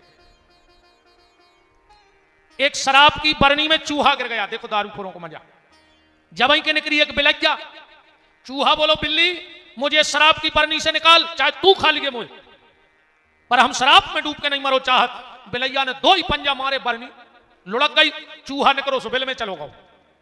बिल्ली बिल के बाहर खड़े होकर बोली क्यों रे चूहा झूठ बोलता है, कह रहा था कि बरनी में ऐसे निकले हैं और हमें खा लिए, तू बिल में चलो गो। चूहा कहने लगो वो तो हमने शराब के नशा में कह रही थी, शराब का नशा था, बोतल में नशा नहीं रहे, पर जो शराब में डूबा, जो शराब में डूबा उभरा नहीं जिंदगानी में, और लाखों घर मिट गए बोतल के बंद पानी में, हजारों घर बर्बाद हो गए, फिर भी आदमी पी रहा है। अच्छा, मैं जा समझ में नहीं आया कि शराब तुमने पियो, वो गाली जी हमारी बहनें खाएं, मार जी हमारी बहनें खाएं, इनने का गलती करी हमें जा बताओ। हम तुम्हारे को उपाय बता रहे हैं, अच्छी जब पी के आवे तो भीतर से लगा जो कुंदी, और ऐसी घुटी मारी को कढ़ाई में मेन हड्डी टूटे ने, और महीना खोच रहे, सेवा कर ली को घर बारो तो आई तुम्हें मौका मिल जाए, नहीं तो वो कौखू बता पे है कि हमें घर बारी ने मारो है, कौखू ने बता पे। श्री सुखदेव जी से परीक्षित जी ने हाथ जोड़ के कहा मरिय मानस किम कर्तव्यो, मरने वाले को आखिर क्या करना चाहिए। और परीक्षित के प्रश्न पर सुखदेव जी इतने गदगद हुए कि भागवत में स्तुति करना ही भूल गए, भागवत में जय नहीं बोली, सीधी भागवत प्रारंभ हो गई। कहां से? सुखदेव जी के मुंह से पहला शब्द निकल रहा है भागवत जी का। बरियाने से ते प्रश्न कृते लोको हितम नृप आत्मा विततम साम पुंसा श्रोतायादिसुया परा। सुखदेव जी के मुंह से पहला शब्द निकला भागवत जी में, वाह। अच्छा, रामचरितमानस कहां से प्रारंभ है? रामायण का पहला श्लोक क्या है? पहला शब्द वर्णानमर्थ संघानाम रसानाम छंदसामपि मंगलानाम च कर्तारौ वंदे वाणी विनायको। बा शब्द निकला पहला। बा शब्द क्यों निकला? बा शब्द इसलिए निकला क्योंकि संस्कृत की भाषा में बा शब्द दब्धाकार है। वमृतम अमृतमय शब्द है। तुलसीदास जी ने इसलिए अमृत के शब्द से रामायण प्रारंभ की कि कलयुग रूपी नाग सबको डसेगा, तो जिसके घर में रामायण का रोज पाठ होगा उसके घर में कलयुग प्रवेश नहीं करेगा। घर में रामायण का पाठ किया करो। अब विशेषकर हमारी जितनी बेटियां बैठी हैं उनसे निवेदन है, ज्यादा ना कर पाओ तो घर में रोज पुष्प वाटिका का पाठ जरूर किया करो। पूरी रामायण पढ़ो तो बहुत अच्छी बात है, ना पढ़ पाओ तो पुष्प वाटिका का पाठ जरूर किया करो। जो बेटी पिता के घर में रह के रामायण का पाठ करती है उसको सुंदर घर और सुंदर वर की प्राप्ति होती है। और ना फिर चाहत नहीं फिलम्बारो और मिल गओ चिलम्बारो। ध्यान रखियो, फिलम्बारे के चक्कर में चिलम्बारो मिल है। घर में तुलसी की क्यारी हो, ध्यान से सुनना। शास्त्र में यहां तक लिखा है कि जिसके घर में तुलसी ना हो उसके घर का पानी स्वान मूत्र की तरह होता है। जिसके घर में तुलसी ना हो उसके घर का भोजन मांस की तरह होता है। उसके घर का पानी मत पियो जिसके आंगन में तुलसी ना हो। घर में तुलसी की क्यारी हो, गले में तुलसी की कंठी हो, एक आध दानों पे लियो, हाँ, और घर में तुलसीदास की रामायण का पाठ हो तो उस घर में कलयुग प्रवेश नहीं कर सकता है। तो बा शब्द इसलिए तुलसीदास जी ने पहला निकाला। और सुखदेव जी भी जानते हैं कि तक्षक के विष से परीक्षित को डर है, इसलिए अमृत के शब्द से भागवत प्रारंभ कर दे तो परीक्षित को फायदा करेगा। बरियाने सते प्रश्न कृते लोको हितम नृप। परीक्षित, तूने इतना सुंदर प्रश्न किया है कि मरने वाले को क्या करना चाहिए, तो ये तेरे अकेले का प्रश्न नहीं है कि मरने वाला क्या करे, ये सारे संसार का प्रश्न है कि मरने वाला क्या करे। क्योंकि सारा संसार ही मरणासन है, सबको मरना है। अच्छा, मौत निश्चित है, आहे आहे कि नहीं आहे? आहे। पर मौत अनिश्चित भी है, पता नहीं है कब आहे। मौत निश्चित है कि आएगी, पर अनिश्चित है कब आएगी इसका कोई पता नहीं। अच्छा, जो चीज जब बढ़ती है तो बढ़ती जाती है और घटती है तो घटती जाती है, पर जिंदगी का खेल देखो, इसमें घटने बढ़ने का काम बिल्कुल एक साथ चल रहा है। जितनी उम्र बढ़ रही है तुरंत उतना ही घट रही है। घटने और बढ़ने का खेल बिल्कुल एक साथ चल रहा है।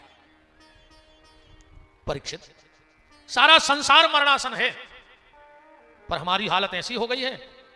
एक पेड़ पर उल्लू बैठा था और बिल्ली पहुंच गई।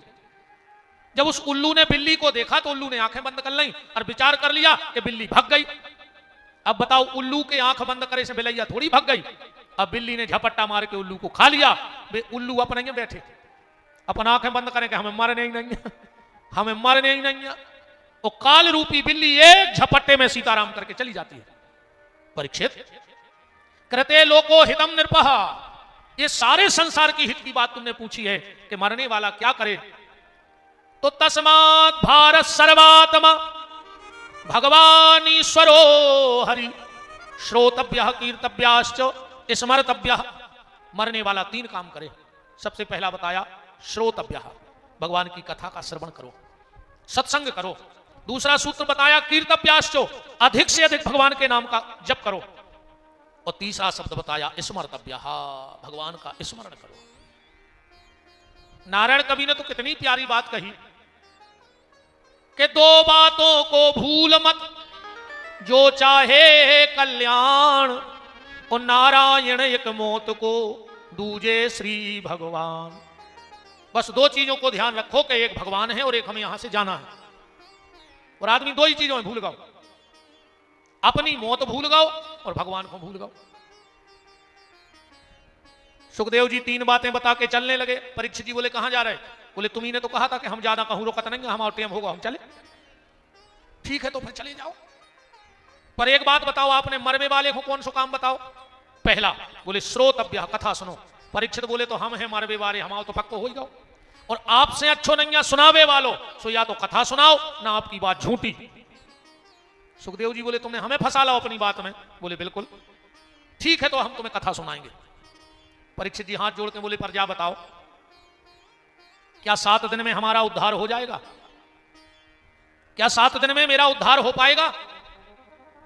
सुखदेव जी बोले परीक्षित 7 दिन बहुत होते हैं, 7 दिन बहुत होते हैं। मतलब अच्छा एक बात, एक कथा से एक बात और देखियो, अगर डॉक्टर अच्छो हुई है तो आधी बीमारी डॉक्टर हाथ देख के दूर कर देते। अच्छा भर डॉक्टर हो तो आधी बीमारी हाथ देख के दूर कर देते।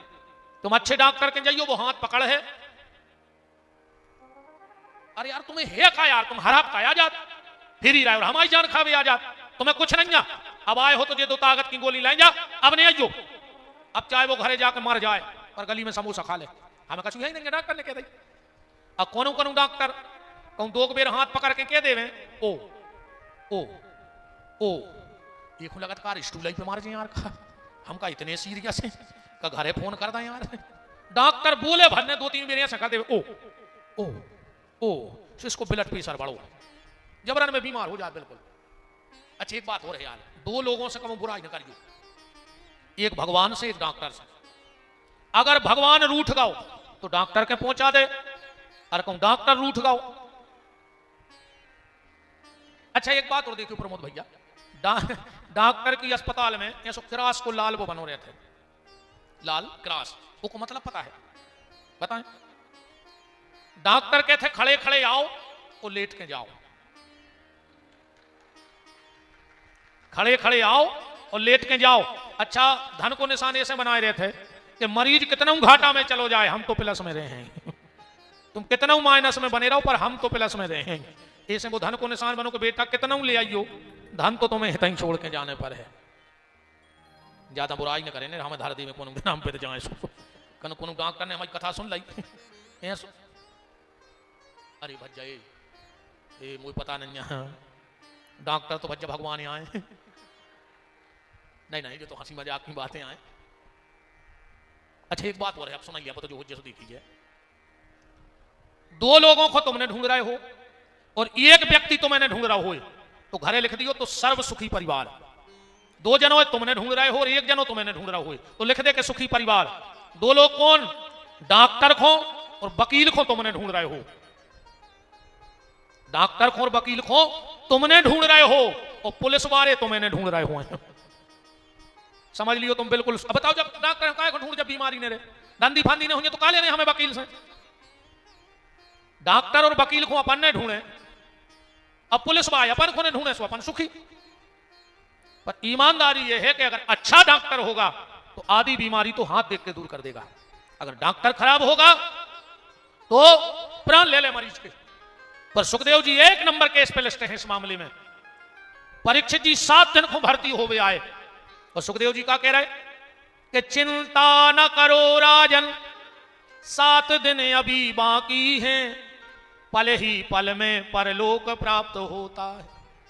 कि खड़बांग से राजा का मोक्ष 2 घड़ी में हुआ, तेरा तो शरीर अभी 7 दिन तक बाकी है। और ऋषि सब साक्षी हैं, कथन यह है मेरा, भागवत पुराण से दुख दूर होते हैं। और देखता हूं आज से 7वें दिन तुम्हारे लिए, राम नाम मोक्ष द्वार कैसे नहीं खुलता है। परीक्षित हम खोलेंगे तुम्हारे लिए मोक्ष का दरवाजा। पर परीक्षित उसके लिए देखो, जब डॉक्टर इलाज करता है तो परहेज जरूर बताता है कि भैया हम ठीक तो कर दें पर हमारे हिसाब से चलने पर परहेज। एक डॉक्टर ने एक मरीज से कही, बोले डॉक्टर साहब कितने दिन में ठीक कर दे? बोले 1 महीना की गारंटी है, पर उसके लिए परहेज करना पड़ेगा। बोले क्या? बोले हल्का हल्का खाना पड़ेगा, हल्का फुल्का। अरे वो मरीज 1 महीना बाद और बीमार होगा। डॉक्टर के यहाँ बोले डॉक्टर साहब तुमने कही थी, जैसी जैसी तुमने कही हमने करो, हम बीमार हो गए। बोले मतलब? बोले तुमने कहा था हल्का फुल्का खाना। डॉक्टर साहब बोले तुमने कहा खाओ? बोले 1 महीना से पूड़ी कचौड़ी समोसा। कहले क्यों रे, ये हल्का फुल्का है? बोले डॉक्टर साहब तेल में बोआ यतरात तो तेल में बोआ यतरात तो हल्को सामने सोची जो डूब नहीं रहा सोचो खाओ हल्को फुल्को। राम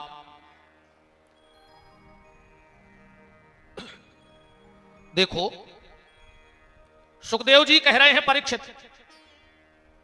चिंता मत करो। बोले फिर क्या करें? बोले चिंतन करो, क्योंकि चिंता में और चिता में लिखने पर तो एक बिंदी का फर्क है। लिखने पर कितना फर्क है? एक बिंदी का, पर वास्तविक जीवन में बहुत फर्क है। चिंता जिंदा को जलाती है और चिता मुर्दे को जलाती है। चिंता जिंदे को जलाती है और चिता मुर्दे को जलाती है। निवेदन, अगर तुम चिंता करोगे तो तुम्हें चिता मिलेगी, और अगर चिंतन करोगे तो सच्चिदानंद परमात्मा मिलेगा। इसलिए चिंतन को छोड़ दो और चिता को छोड़ दो और चिंतन से जुड़ जाओ, क्योंकि हमारी चिंता करने से कुछ होने वाला नहीं है। बोलो होगा कुछ हमारी चिंता से? हमारी चिंता से कुछ नहीं होगा। कि चिंता ऐसी डाकनी कि काट करे जो खाए, और वेद विचारो का करे कि कानों दवा पिलाए। इसलिए चिंता खत्म करो और भगवान के चिंतन में लग जाओ। देखो भैया, कबों को अपन ने देखो है पिताजी हरे अपने बच्चों को डांटा थे, क्या कहते हैं? खा ले अबे जेदना हम है सो जो दिन हमने रहे वो दिन पर है पता। अच्छा मियारी को मूड़ा तुम अं साध तुम मर जाओ तो घर के रोटी ने खे। कई आदमी को लगत हमने हुई है तो का हुई है। अच्छा तुम्हें अगर हमारी बात पे भरोसा नहीं हो तो मार के देख ले। तुम मरो भर, पहले तुम आए थे किराने को सामान आत हुई है थैला में, तुम मरो भर, अगर 11वें दिन यहाँ पे भर के 13 को सामान नहीं आए तो विपिन बिहारी को नाम बदल दियो। तुम का जान रहे कि तुम मर जाओ घर के खेने। जबरन की सेल्फ कैसी छिपकुली ने बनो। एक सेल्फ में छिपकुली चिपकी थी, वो से कही के उतरो, बोली पागल हो, हम उतर हैं तो जब छत गिर पर जान रही हम साथ ऐसा ही बात छिपकुली हम और तुम बैठे, हम लोग चाहत हमने हुई है तो का हुई है। वेद मरे रोगी मरे मरे जलावन हार, और देखन हारे मर गए सो जाको ता संसार। ये तो कोनो फर्क नहीं पड़ो को के जाए। अब देखो भैया सीधी बात है, भगवान तो कितनी चिंता कर रहा हूं कि जब दांत न थे तब दूध दयो, जब दांत दए तो खो अन्न भी दे है, जड़ में चेतन पशु पक्षिन में सबकी सुधि लेत वो तोरी भी लई है। और जान को देत अजान को देत, जहान को देत वो तो को भी दई है। और रे मन मूर्ख सोच करे तोरे करे कछु हाथ न रही है। अपने करे कुछ नहीं हुए तो कभी कभी ऐसी घटना घट जात तो अपन जानत के हमारी सब कछुआ है। घटना कैसी? एक बैलगाड़ी के नीचे कुत्ता चलो जा रहा हो तो एक दूसरे गांव में वो निकलो सोते के कुत्ता ने ये कुत्ता से कहीं सुनो तो कहने लगो पागल हो पूरी बैलगाड़ी हमारी पे धरी। अरे वो कहने लगो गाड़ी हाँ करे बेल, अरे कहने लगे हमारी पीठ पे है। कहने लगे जैसे तुम खड़े हो जाओ तो बैलगाड़ी खड़ी हो जाए। बोले बिल्कुल। अरे जवाई के कुत्ता खड़ो भाव और हाँ के बारे ने रस्सी खींच ली सो बेल खड़ी हो गए। कहने लगो देख ले हमारी पीठ पे आती। अच्छा वो कुत्ता को ज्यादा घमंड होगा। एक दिन गाड़ी के नीचे निगत जा रहा हो तो बेलवा बेफर आ गए, उन्हें मिलाकर दाई कुत्ता मिला सो बॉर्डर हो भाग रहा है। बैलगाड़ी 10 हाथ दूर हो रहे। वो कहने लगे हम तो झूठे भरम में आते थे, बैलगाड़ी तो बेलवा यहाँ कराए थे। ऐसे ही ये बिल्कुल मत सोचो कि हम नहीं होंगे तो क्या होगा। तुम व्यर्थ की चिंता मत करो, तुम तो चिंतन करो भगवान का। अब श्री सुखदेव जी कथा कहने के लिए बैठ रहे हैं। परीक्षित जी ने हाथ जोड़ करके पूजन किया है। अब गुरुदेव नमो सुखदेव नमो, गुरुदेव नमो सुखदेव नमो, गुरुदेव नमो सुखदेव नमो, गुरुदेव नमो सुखदेव नमो, गुरुदेव नमो सुखदेव नमो, गुरुदेव नमो सुखदेव नमो। और इसी पावन आज भगवान के मंगल महा इस आनंद में पूर्व मंत्री माननीय श्री भूपेन्द्र सिंह जी के सुपुत्र श्री अविराज सिंह जी उपस्थित हैं। उपाध्याय परिवार में उनका खूब खूब मान है।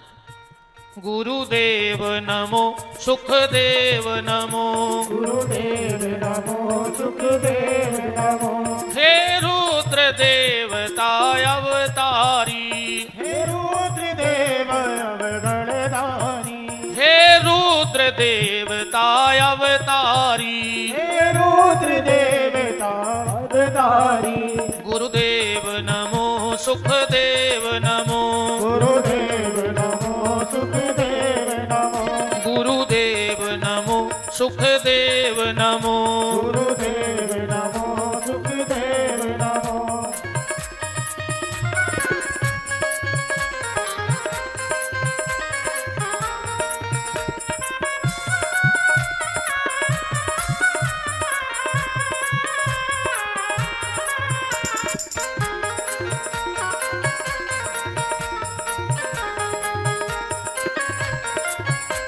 हे व्यास नंदन शुभकारी, हे हे व्यास व्यास नंदन शुभकारी, हे कृष्ण कथा के अवतारी, हे कृष्ण कथा के अवतारी, गुरुदेव नमो सुखदेव नमो, गुरुदेव नमो सुखदेव नमो, जो तबला बज रहा है ये पे मरी खाला चढ़ी मर गई है वह, फिर भी भगवान की कथा में बोल रही है। अब तुमने तुम्हारे कहा है ना को इन्हें पट गए। तुलसीदास जी लिख रहे हैं रामायण में कि जे को कथा में आके वो कीर्तन ने गावे समझ लियो वो मर गो कहा। चौपाई पढ़ ले तुम तो, जिन हरि भगत हृदय नहीं आनी तो जीवत सौ समान ते ही प्राणी। अब हम तो गा ही रहे, हम जिंदा हैं। अब तुम्हारे अगल बगल में देख ले साइलेंट अटैक ज्यादा आ रहा है, तो जे की ताली ने बज रही हो और मुंह ने खुल रहा हो तो समझ लियो कि ने पट गाओ। ठीक, देखो अगल बगल कौन की ताली नहीं बज रही, समझ लियो कि गाए। गुरुदेव नमो सुखदेव नमो, गुरुदेव नमो सुखदेव नमो, हे सतव्रतधारी ब्रह्मचारी, हे सतव्रतधारी ब्रह्मचारी, हे सतव्रतधारी ब्रह्मचारी, हे सतव्रतधारी ब्रह्मचारी, गुरुदेव नमो सुखदेव नमो, गुरुदेव नमो सुखदेव नमो, गुरुदेव नमो सुखदेव नमो, गुरुदेव नमो सुखदेव नमो, संसार समझना है जिनको, संसार समझना है जिनको, जीवन सार समझना है जिनको, जीवन सार समझना है जिनको, भव पार उतरना है जिनको, भव पार उतरना है जिनको, गुरुदेव नमो सुखदेव नमो, गुरुदेव नमो सुखदेव नमो, गुरुदेव नमो सुखदेव नमो, गुरुदेव नमो सुखदेव नमो, गुरुदेव नमो सुखदेव नमो, गुरुदेव नमो सुखदेव नमो, गुरुदेव नमो सुखदेव नमो। गुरुदेव नमो सुखदेव नमो। सुखदेव भगवान की जय हो। अब परीक्षित को कथा कहने श्री सुखदेव जी बैठे और परीक्षित पहले ये बात समझ लो, ये जो संसार है जिनको मिल गया वो भी दुखी और जिनको संसार नहीं मिला वो भी दुखी। संसार जिनको मिला है वो भी दुखी और संसार जिनको नहीं मिला वो भी दुखी। बात ऐसे समझ लो, एक मंत्री जी एक पागल खाने के दौरा पे गए तो वहां का सब स्टाफ आ गया। मंत्री जी ने एक एक पागल खाने के कमरे का निरीक्षण किया तो एक बड़ा शुद्ध साफ अच्छा यंग लड़का दोनों हाथ बांधे और ऐसे कमरे की छत को देख रहा है। मंत्री जी ने डॉक्टर से कहा, डॉक्टर ये लड़का तो अच्छा लग रहा है, इसको बंद क्यों किया? डॉक्टर साहब बोले कि सर एक चंचुला नाम की लड़की थी, उससे प्रेम करता था और उस चंचुला नाम की लड़की ने दूसरे लड़के से शादी कर ली तो ये उसके विरह में प्रेम में पागल हो गया। मंत्री जी और आगे बढ़े तो एक आदमी नाच रहा था। बोले ये कौन है? बोले ये चंचुला का पति है। बोले इसको क्या हो गया? बोले चंचुला ने इससे शादी कर ली तो ये पागल हो गया। जिससे शादी की वो भी पागल, जिससे शादी नहीं की वो भी पागल। बस यही संसार है, जिसको मिल गया वो भी पागल और जिसको नहीं मिला वो भी पागल, दोनों पागल हैं। 4 सूत्र जीवन के दिए सर्वप्रथम सुखदेव जी ने। जितासनो, सबसे पहले आसन जी तो चाहिए। जित श्वासो, फिर आलोम विलोम कुंभक रेचक की क्रिया के द्वारा किसी संत सदगुरु के चरणों में बैठ करके योग का अभ्यास करो। जितासनो, जित श्वासो, जित संगो, असंग हो जाओ। असंग का मतलब है अकेले। कथा में भी आओ तो ये भाव मान के आओ कि हम अकेले ही बैठे हैं कथा में। कथा सिर्फ मेरे लिए कही जा रही है, क्योंकि कई लोग कथा सुनने नहीं देते। एक बहुत उच्च कोटि के महात्मा हुए, वो कथा सुनने गए, उनको सुनने थी कथा, उनने सोची हम सबसे पीछे बैठे कि प्रेम से कथा सुन ले। वे पूरे के बैठे ही हैं और एक जने आके बगल में बैठ गए। बोले गुरुजी बहुत दिन में दिखाने। उन्हें सोची का समस्या बनी यार। बोले ऐसा ही निकल गए थे घूम और भी आगे खूब खिसक आए, सो वो भी सरक आओ। कह लो गुरुजी एक आधे ना घरे पधारो। उन्होंने कहा यहाँ है और भी और सरक आए, सो वो भी सरक आओ। बोले गुरुजी घरे सब अच्छे हैं। गुरुजी बोले यार हमारे घर के सब मार गए, तुम हमें कथा सुन ले। भाई जोन काम खुआए वो हम कर ही नहीं पा रहे, तुम्हारी पंचायत में लगे, है ना। असंग, अकेले, ये भाव बनाओ कि मैं बिल्कुल अकेला हूं। देखो शास्त्र कहता है व्यक्ति को साल में 1 महीने के लिए घर छोड़ देना चाहिए। साल में 1 महीने इतने दूर रहो कि 1 महीना बन जाए। ना बने तो 1 महीना में 1 हफ्ता को घर छोड़ो। ना छोड़ पाओ तो 1 हफ्ते में 1 दिन को घर छोड़ो। संडे की छुट्टी तो सरकार भी करती है, और हम तो कह रहे हैं इतनों भी न कर पाओ तो 1 दिन में 1.5 घंटा को घर छोड़ो। 1.5 घंटा घर में मत रहो। अब कई लोग कहते गुरुजी हम तो सुबह निकला तो शाम को दिन भर ही घरे नहीं गए। इसका मतलब घर छोड़ना नहीं है। घर छोड़ने का मतलब है घर में रहेंगे पर घर के नहीं रहेंगे। रहेंगे घर में पर 1.5 घंटे भगवान का भजन करेंगे।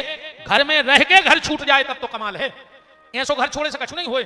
कई भज्जा हर पुणे को वृंदावन जा रहे, मथुरा पहुंचे, फोन निकालो तुरंत फोन, हेलो हमारी याद तो नहीं आ रही, आप बताओ तुमने का घर छोड़ो, पूरा तो खबर जाई पधार के ले गए।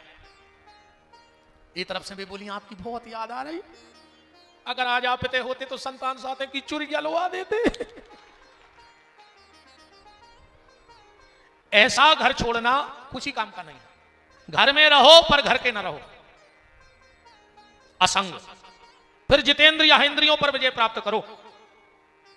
अब परीक्षित जी ने प्रश्न किया, क्या प्रश्न किया कि दुनिया बनाने वाले का तेरे मन में समाई, तूने काहे को दुनिया बनाई।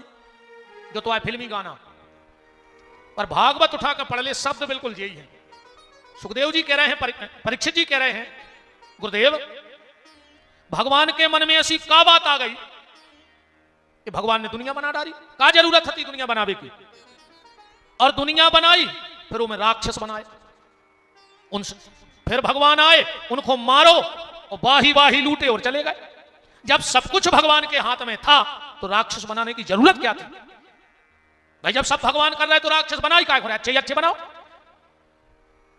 तो बिल्कुल यही पूछ रहे कि दुनिया बनाने वाले क्या तेरे मन में समाई, तूने काहे को दुनिया बनाई। पर देखो बिल्कुल भागवत में सेट हो गए पहले के फिल्मी गाना। इतने अच्छे गाना बनते यार पहले कि हम उन्हें व्यास गद्दी से गा रहे हैं। पहले के गाना यही नहीं, बड़ी देर भई नंद लाला तेरी राह तके ब्रजवाला। अब बताओ ये कहूं से गा दिखा के लथे में, ए मालिक तेरे बंदे हम, ऐसे हो हमारे कर्म, नेकी पर चले और बदी से डरे, ताकि हंसते हुए निकले दम। है ना। ईश्वर सत्य है, सत्य ही शिव है, शिव ही सुंदर है, जागो उठ कर देखो जीवन ज्योत उजागर। जी हाँ गाना। और आज के गाना ढिंग चका ढिंग चका ढिंग चका। अब ये ढिंग चका को का अर्थ बन रहा तो मुझे क्या बताऊं। बताओ को व्याख्या कर सका ढिंग चका की मंच पे आके। ये को का सार ने कर रहा हो, कहिए क्या बोलती तू आती के खंडाला, क्या करे मर जा फांसी लगा ले क्या करो। पर उसका भी अंतर है। पहले के जो गाने बनते थे तो कहते थे शास्त्रीय संगीत और सुगम संगीत कहते, और आज के गाना जो टीवी की स्क्रीन पे आते हैं उस पे लिखा होता है इस हफ्ते का पॉप सॉन्ग। कौन सा सॉन्ग है? पॉप सॉन्ग, जिसमें पहले पॉप लगा हो वो सॉन्ग माने गाना कैसा होगा। आप ढंगाई चका हो सका। हो सका ढंग चका के नहीं, क्या हो सकता है। और इन्हीं फिल्मी गानों ने आज हमारे विचारों का परिवर्तन कर दिया। देखो आज वायु प्रदूषण पे विचार हो रहा है, जल प्रदूषण पे विचार हो रहा है, ध्वनि प्रदूषण पे विचार हो रहा है कि नहीं हो रहा है। वायु प्रदूषण कार्ड बनवा रही सरकार, जल प्रदूषित ना हो दवाइयां डलवा रही, ध्वनि प्रदूषण के लिए कानून बनाया गया। पर मेरे हिसाब से एक चीज का प्रदूषण और रुकना चाहिए, और अगर यह प्रदूषण ना रुका तो इसके परिणाम आने वाले समय में भयंकर हो सकते हैं। आप वायु प्रदूषण रोको, आप जल प्रदूषण रोको, आप ध्वनि प्रदूषण रोको, पर आज जो सबसे खतरनाक प्रदूषण है वो है विचारों का प्रदूषण। आज विचारों में ज्यादा प्रदूषण फैल गया, आदमी की सोच बदल गई, संकुचित सोच हो गई आज के आदमी की, संकुचित जिंदगी जी रहा है। आज का आदमी दोहरा जीवन जी रहा है, आज का आदमी दोहरा जीवन जी रहा है। एकांत में शराब और समाज में पानी छान के पी रहा है। क्या हालत हो गई आज की कि अकेले में दारू पी रहा है और सबके सामने तुलसी के पत्ता को आचमन कर रहा है। यह विचारों का प्रदूषण फैल गया, इसको रोकना जरूरी है। आदमी की सोच बिल्कुल बदल गई। हमारे घर में कुछ गलत हो जाए, आदमी के भगवान के आगे कौन की चलत है ना। और यही काम अगर पड़ोसी के यहां हो जाए तो कहते हैं उनके पाप के घड़ाया फूट रहा है। तो तुम 1 महीना पहले मरद फिर रहे थे, तुम्हारी पुण्य की कौन सी नदियां बह रही थी बताओ। हमारा बच्चा अगर अच्छे नंबर से पास होता है, रात भर नहीं सो, पढ़ता ही रहो है। और अगर पड़ोसी को 1 नंबर ज्यादा लेके आ गओ और पैसा देकर करवाओ, स्कूल जाते ही तो खेला करा। बोलो ये सोच हो गई कि नहीं हो गई? डबल सोच। तुम तो इन बहन जी हर से पूछो, दूध में माछी गिर जाए तुम्हारे दूध अलग कर देते कि नहीं करत? अरे कहूं घी में माछी गिर जाए, कृष्णानगर बाढ़ में कोई ने घी फेंको 2 किलो की माछी गिर गई थी। दूध में माछी गिरी सो दूध फेंक दो, और घी में माछी गिरी कहीं धोखे से गिर गई तो दूध में का जानबूझ के सुसाइड कर भी आई थी हमारे में। बोलो ये जीवन हो गया हमारा आपका, ये जिंदगी हो गई हमारी आपकी। एक बात और बिल्कुल ईमानदारी से बताना, अगर अच्छो दामाद मिल जाए, अच्छो दामाद मिल जाए तो ये डुकरिए, ये बूढ़ी बूढ़ी मताई हरे अलग से सुनावे जात मोहल्ला में। हमारे तो भाग खुल गए, हमने ऐसो कौन पुण्य करो तो ये सो दामाद मिलो है। जहां बिटिया के तो बैठा थे, जब के थे जब लुआ के आऊ थे, कौन पुण्य करे हमने ये सो दामाद मिलो। अरे कहूं लड़का बहू खुलवा के बड़े शंकर जी नो चलोगा हो तो भाई डुकरिया मोहल्ला में कहते क्योंकि माई के से कछु ऊपरी करवा दो हमारे मोड़ा पे। कपन पापन तुम्हारी बिटिया को दामाद घुमाए तो तुम्हारी बिटिया को भाग, और अगर लड़का बहू को लेवा जाए तो के पूरे घर के गुनिया तांत्रिक हो गए। जो भाव तुम्हारा बेटी के लिए है वो भाव बहू के लिए क्यों नहीं बन रहा है? और जिस दिन तुम्हारा भाव बेटी और बहू में एक हो जाएगा, मेरा चैलेंज है तुम्हें स्वर्ग जाने की जरूरत नहीं है, तुम्हारा खुद का घर स्वर्ग बन जाएगा। सोच तो बदलो। आज वायु प्रदूषण की जांच हो रही है, जल प्रदूषण की जांच हो रही है, ध्वनि प्रदूषण की जांच हो रही है। बोलो पूज्य छोटे सरकार की। बड़ा ही सभी लोग अपने अपने स्थान पर उठ करके खड़े होकर दर्शन करें, मेरा निवेदन है। हमारे मालिक हैं, हमारी सरकार हैं, हमारे सर्वस्व हैं, और यह हम सबका बड़ा सौभाग्य है कि दर्शन हो रहा है। आपके श्री चरणों में बारंबार प्रणाम है, वंदन है, नमन है, और आपकी कृपा करुणा इस शरीर पे तो बरस ही रही है, इन सब भगवत भक्तों पे भी आपकी कृपा बरसती रहे। समस्त जनता जनार्दन की तरफ से आपके श्री चरणों में कोटि नमन प्रणाम वंदन है। बोलो जय जय सरकार की, जय हो, अजब धाम की, जय हो, छोटे सरकार की, जय हो। कि सबसे सुंदर सबसे प्यारा है प्यारा अजब धाम।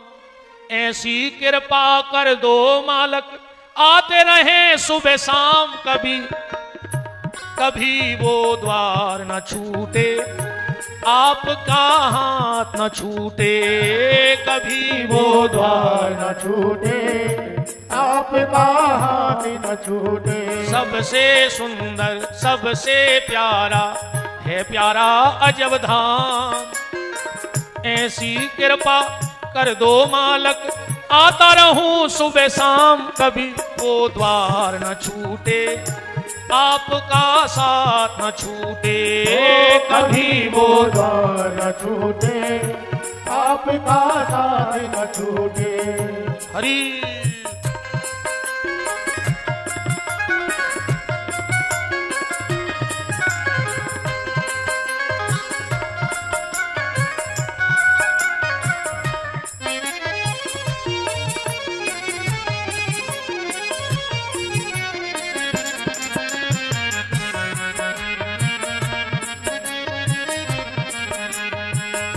कभी वो द्वार न छूटे, आपका साथ न छूटे, कभी वो द्वार न छूटे, आपका साथ न छूटे। बोलो छोटे सरकार की। जय हो।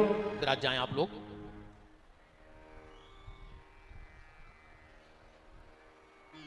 आज बस एक भाव से कथा को विराम देंगे। आज संतान सप्तमी तो है ही।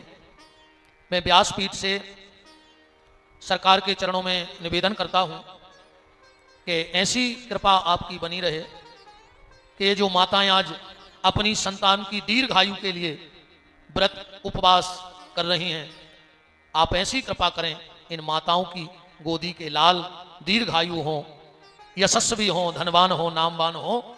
देखो, कुलवान आप नहीं बन सकते, कुलवान बनना आपके हाथ में नहीं है। भगवान ने जिस कुल में आपको जन्म दिया है, आपको उसी कुल में रहना पड़ेगा। कुलवान आप चाह के भी नहीं बन सकते। जिस कुल में भगवान ने आपको जन्म दिया है, आप उसी कुल के रहोगे। धनवान बनना भी आपके हाथ में नहीं है, क्योंकि धन हान लाभ जीवन मरण जस अपजस विधि हाथ, वो ब्रह्मा के हाथ में है। तुम्हें कितना धन मिलना है, कितना हानि है, कितनी लाभ